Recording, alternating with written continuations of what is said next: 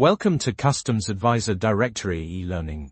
By the end of this course, you will be able to describe the Incoterms background, history, reasons why they have been defined, explain the particular delivery conditions of each of the 11 Incoterms 2020 rules, facilitate the choice of the most appropriate Incoterms rule for the trading contracts according to your needs, as the seller or the buyer, demonstrate how to complete the customs declaration for the release of the goods for free circulation in the UK for each Incoterms rule, explain how Incoterms are related to the customs clearance and customs valuation, highlight the benefits of the correct application of Incoterms in trade contracts. With the revolution in the international trade in the last century, different practices and inconsistent legal interpretations between the trading parties around the world soon resulted into the necessity of a common set of trading rules and guidelines. The International Chamber of Commerce, ICC, as a response, published the first Incoterms rules in 1936. Incoterms is an acronym that stands for International Commercial Terms. It is a series of three-letter trade terms related to common contractual trading practices that can be used in sales contracts. The purpose of Incoterms rules. These clauses distinguish between the responsibilities and the obligations of the buyer and the seller. Incoterms set up the bearing by the parties of various expenses of the delivery of goods, such as loading the goods, arranging the transport, covering with insurance, processing the export and import customs clearance, etc., and they distinguish the transfer of risks in the event of damage to the goods during their transport. When can we use the Incoterms clauses? Incoterms 2020 defines the responsibilities and obligations of the seller and the buyer, providing clear description of the adjustment of the transaction value of goods by the costs of their transportation, insurance, loading and handling. These Incoterms descriptions are stipulated in the UCC and correspond to the terms used in the legal acts. They refer to the customs clearance and the duties of the trading parties that are only applicable in the case of international trade. Incoterms are clauses used in trade contracts established by the International Chamber of Commerce, which regulate the obligations and responsibilities of the buyer and seller for the delivery of goods. Incoterms are divided into four groups. They are denoted by three-letter abbreviations, where the first letter represents the group and the other two represent the main characteristics of the relevant delivery conditions. Explain the difference between Incoterms 2020 and the previous versions. Even if Incoterms 2020 includes several changes and clarifications, the basic purpose and structure of the Incoterms rules remains the same as before. The goal of Incoterms is still to provide a standardized set of rules to define the responsibilities and obligations of buyers and sellers in trade transactions. The Incoterms 2020 rules include more detailed explanatory notes, providing additional guidance on the use and interpretation of each Incoterm. This is to help reduce disputes and misunderstandings between buyers and sellers. Also, Incoterms 2020 provide greater clarity on the obligations of buyers and sellers, particularly in relation to security-related requirements such as the provision of information and documents for customs clearance in the case of international trade. Are there any changes in the rules in the newest version? Incoterms 2020 introduce the new Incoterm DPU, delivered at place unloaded, which replaces the previous Incoterm DAT, delivered at terminal. The DPU Incoterm can be used when goods are to be delivered to a certain place such as a warehouse, terminal or a buyer's premises. The place of destination could be any place and not only a terminal. However, if that place is not in a terminal, the seller should make sure that the place where it intends to deliver the goods is a place where it is able to unload the goods. Are there any changes to existing rules? Yes. The FCA, Free Carrier, clause has been revised to allow for the bill of lading to be issued after the goods have been loaded onto the carrier's vehicle. This change is intended to better reflect current business practices, where electronic bills of lading are increasingly being used. Are there any other updates? Yes, there are changes in the level of insurance coverage. The CIP, carriage and insurance paid, and CIF, cost, insurance, and freight, clauses now require a higher level of insurance coverage. Can we still use older Incoterms rules when drawing up contracts? Yes, older Incoterms rules can still be used. However, it's important to note that customs authorities may request additional information or clarifications if necessary. It's important to note that using outdated Incoterms rules may lead to misunderstandings or disputes between buyers and sellers. This can result in delays in the customs clearance process and potentially additional charges or penalties. It is recommended to use the latest version of Incoterms, currently Incoterms 2020, as they provide more detailed and up-to-date guidance on the responsibilities and obligations of buyers and sellers in international trade transaction. The previous versions of the Incoterms rules group these rules into 4 groups: E, F, C and D. The 4 groups correspond to the place of delivery, at the one end the E group where the delivery place is the closest to the seller, and at other end, the D group where the delivery place is closest to the buyer. The containerization reduced the significance of ports as a place of delivery. Goods are more commonly delivered by the carrier company to the point inland. Logistics providers offer point-to-point services, meaning that goods are transported from, or to, an inland point.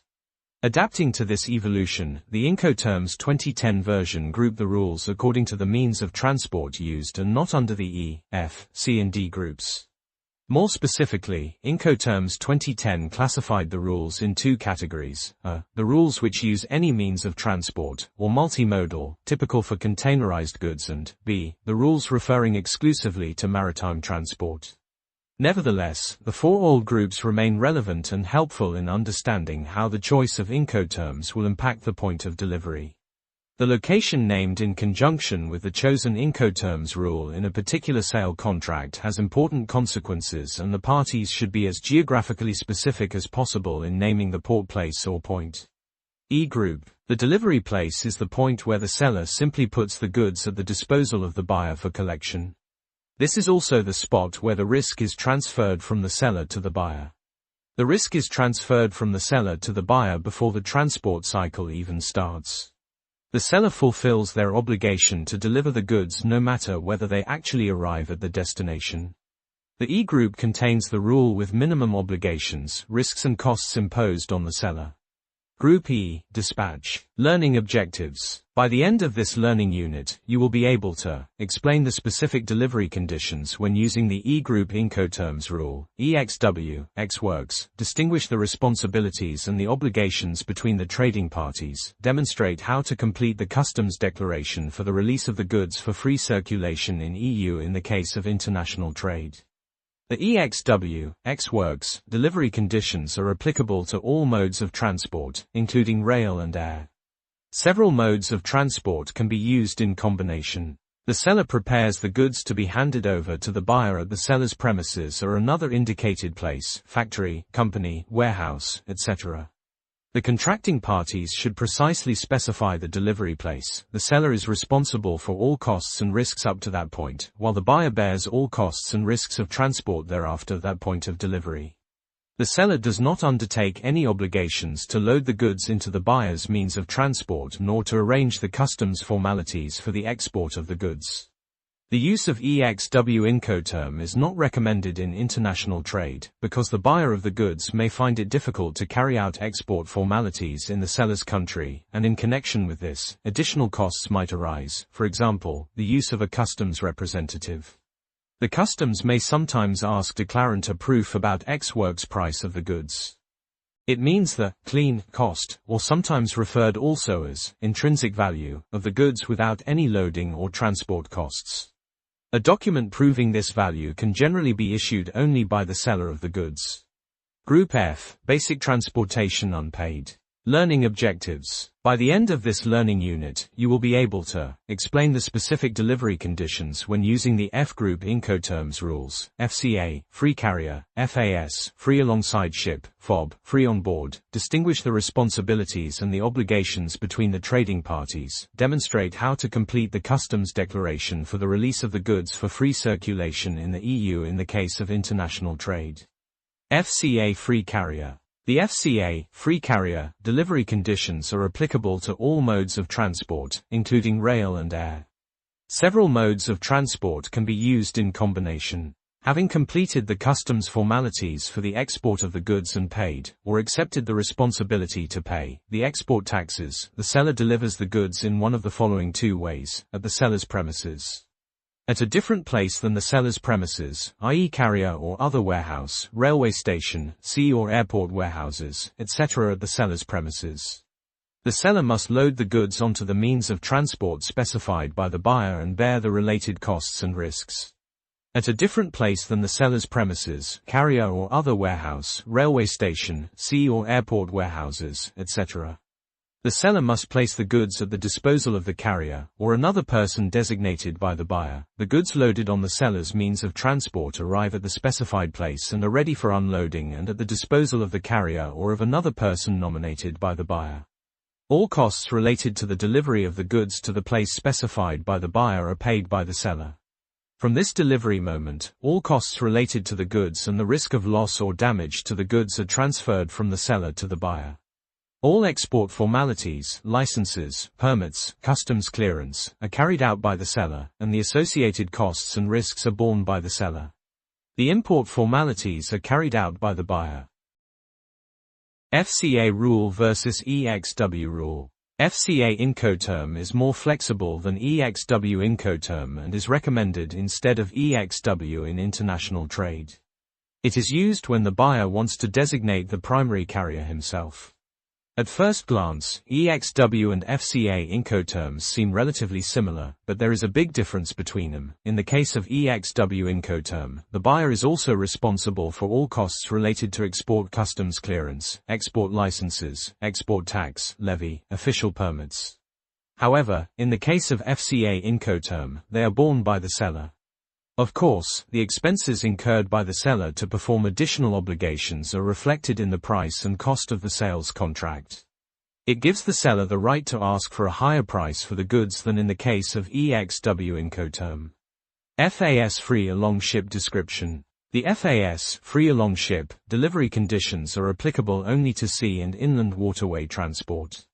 When FAS is used, it is the seller's responsibility to carry out export clearance for the goods, take the goods to the port, and place them next to the ship designated by the buyer at the designated place, in the port. This means that the seller bears the risk and costs up to that point. FAS is recommended for use in bulk cargo such as coal, sawdust, etc. If the goods are handed over to the carrier at the container terminal, it is more appropriate to use the FCA delivery term. FOB Free On Board Description. The FOB, Free On Board, delivery conditions are applicable only to sea and inland waterway transport.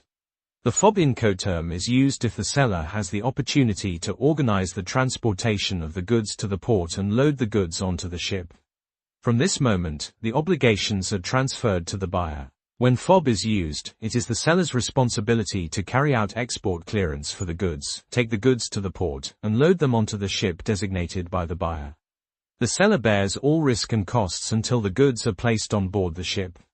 Group C, Main Transportation Paid. By the end of this learning unit, you will be able to explain the specific delivery conditions when using the C Group Incoterms rules, CFR, cost and freight, CIF, cost, insurance and freight, CPT, carriage paid to, CIP, carriage and insurance paid to, distinguish the responsibilities and the obligations between the trading parties, demonstrate how to complete the customs declaration for the release of the goods in free circulation in the EU in the case of international trade.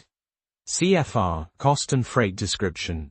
The CFR, Cost and Freight, delivery conditions are applicable only to sea and inland waterway transport.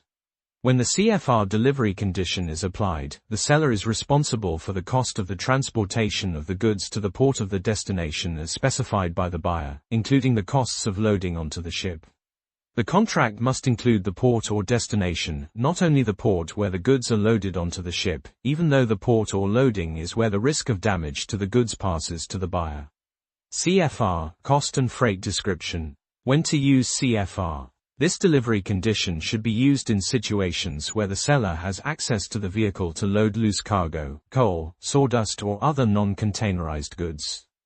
If different modes of transport are used, which is common for container transport for example, it is more appropriate to use the CPT delivery term.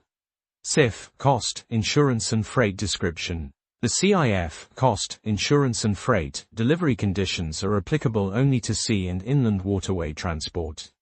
When the SIF delivery condition is applied, the seller is responsible for the cost of the transportation and insurance of the goods to the port of the destination as specified by the buyer, including the costs of loading onto the ship. The contract must also include the port of destination, not only the port where the goods are loaded onto the ship, even though the port of loading is where the risk of damage to the goods passes to the buyer. SIF, cost, insurance and freight description.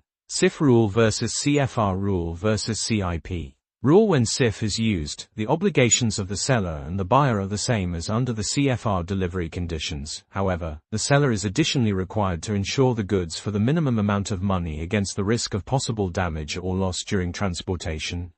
If different modes of transport are used, it is more appropriate to use the CIP delivery term. CPT, carriage paid to description. The CPT, carriage paid to, delivery conditions are applicable to all modes of transport, including rail and air. Several modes of transport can be used in combination. The seller delivers the goods to a carrier, with whom they sign a specific contract for the delivery of the goods at the destination. The seller hands over the goods to the carrier and pays for the transport. The carrier transports the goods to the place specified by the buyer. CPT, carriage paid to description. The risk of loss and damage of the goods, as well as all other costs related to the goods, which are not covered by the contract of carriage, pass from the seller to the buyer when the goods are delivered by the seller to the first carrier. This is the place of delivery and not the place of the goods destination, as is sometimes mistakenly considered. If the place of delivery is not specified in the contract, then by default the risk is transferred to the buyer when the goods are handed over to the first carrier. The parties are strongly advised to define exactly both the delivery and destination places in the contract. CIP, carriage and insurance paid to description plus. The CIP, carriage and insurance paid to, delivery conditions are applicable to all modes of transport, including rail and air.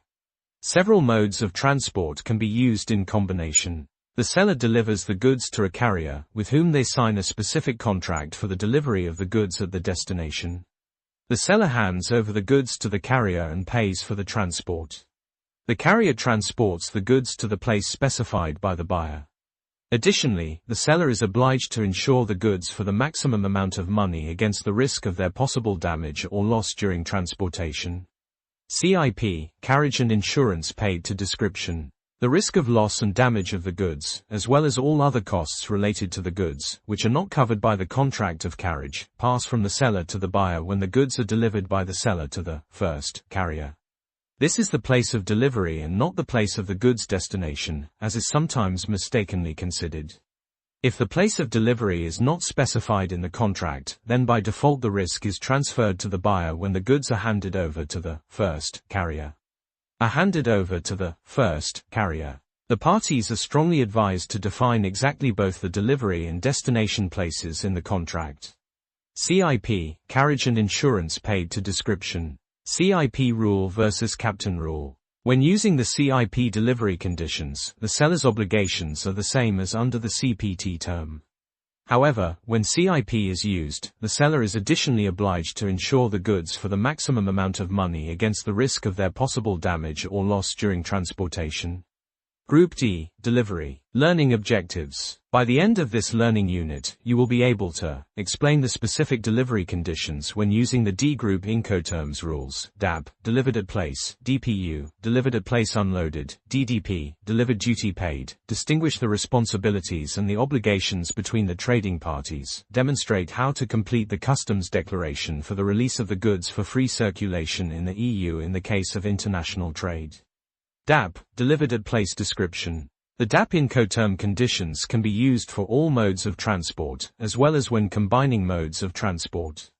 The seller is responsible for organizing the means of transport and paying the transport costs to the specified destination. The goods must be ready for unloading, but not unloaded. The risk passes from the seller to the buyer when the goods reach the destination. DPU, delivered at place unloaded description. The DPU, delivered at place unloaded, Incoterms can be used for all modes of transport, as well as when combining modes of transport. The seller is responsible for organizing the means of transport and paying the transport costs, including transit if applicable, up to the specified destination, including unloading from the means of transport, a significant difference with the DAP delivery clause. The risk passes from the seller to the buyer when the goods arrive at the specified place and are unloaded from the means of transport, including the ship. Therefore, the seller bears the risk arising from the unloading of the goods. DDP, Delivered Duty Paid description. The DDP, Delivered Duty Paid, Incoterms can be used or all modes of transport, as well as when combining modes of transport. The seller is responsible for the organization of the means of transport and the delivery of the goods to the place specified in the contract, as well as for the payment of import customs clearance, including import taxes, customs duty, value-added tax and excise. The risk of damage to the goods passes from the seller to the buyer when the goods have arrived at the buyer's location, ready for unloading. DDP, Delivered Duty Paid description. The DDP rule imposes the maximum obligation on the seller. The DDP sales contract covers the value of the goods, the delivery costs and customs clearance, import and export fees and taxes, where applicable. The DDP delivery condition can raise many questions by the customs of the destination country. Customs may require additional information about the value of the goods without transport costs, taxes paid, customs representative costs, etc. Applying Incoterms. Learning objectives. By the end of this learning unit, you will be able to explain the specific use of the XXX code, explain how the delivery conditions of the Incoterms are used when completing the customs declaration for the release of the goods for free circulation in the EU in the case of international trade, describe how to declare the transportation costs and how to deal with the insurance and handling costs, explain the customs formalities for goods clearance, deal with real case scenarios and answer to checkpoint questions. Applying Incoterms. Here might be cases where the buyer and seller of the goods agree on other delivery terms or conditions than those included in Incoterms 2020. The trading parties are still able to use delivery terms from previous Incoterms versions in their contracts, such as DAT, DAV, the, DES, or DEQ. In these cases, a detailed description of the delivery conditions must be stipulated in the contract between the trading parties, the seller's obligations, prepare, deliver, load or reload the goods at the place of delivery agreed with the buyer, as well as bear the risks, insurance coverage and costs, including transportation costs. The buyer's obligations, pick up from the seller, load or restock the goods at the place of delivery agreed with the seller, as well as bear the risks and costs, including transportation costs. Applying Incoterms. XXX, Incoterm rule not specified, customs clearance. When XXX is used, the place of delivery must be described in as much detail as possible in the data field, delivery location. Customs may ask additional questions during the validation of the customs declaration for the release of the goods for free circulation in the EU and during the inspection of the goods. If the contract between the trading parties includes other delivery terms or conditions than those included in Incoterms 2020, or if a rule from previous Incoterms version is used, the 2020, or if a rule from previous Incoterms version is used, the declarant can use the code XXX when filling the customs declaration for the release of the goods for free circulation in the EU in the case of international trade. Applying Incoterms. Customs clearance. Incoterms rules play a crucial role in customs clearance because they determine who is responsible for covering the costs of transportation and insurance of the goods that affect the value of goods, and who is responsible for customs clearance and payment of import duties and taxes, where applicable. Incoterms provide a standardized language that is recognized and understood globally, facilitating communication between parties from different countries and cultures. This can help to streamline the customs clearance process and reduce the risk of errors or misunderstandings.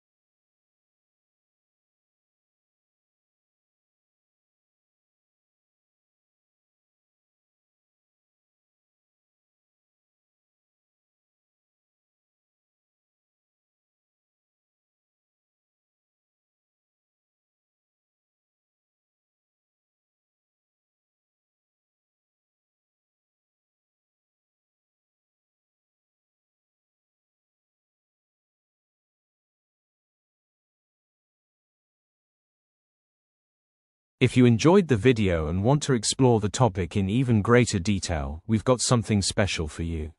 Get your free comprehensive PDF guide.